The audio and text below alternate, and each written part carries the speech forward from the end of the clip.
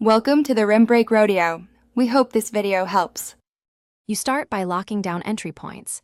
Enable 2FA for admins, remove at everyone send message rights, and create a moderation role. Next, define which links are acceptable and which are blocked, so you have objective rules to enforce. Once done, configure channel-specific permissions to prevent new users from posting links until they earn trust. This reduces automated abuse rapidly. Make sure to document your policy clearly, because consistent enforcement is what prevents disputes and keeps the server orderly.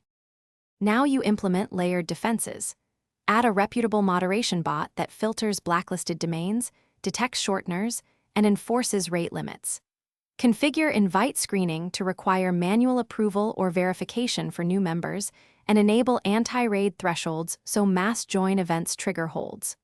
Once done, tune the bot's sensitivity on test channels, because false positives can frustrate members. Make sure to log blocked attempts to review patterns, and update your block list intelligently rather than relying. Finish by training your moderation team. Show them how to handle appeals, identify false positives, and reevaluate flagged links. Once done, establish a routine to review logs weekly and refine filters based on real incidents, because adaptive tuning keeps protection effective.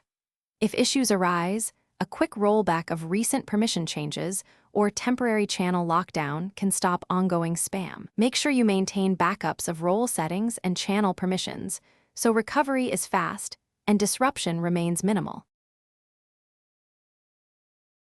Thanks for watching. Consider subscribing if we helped you.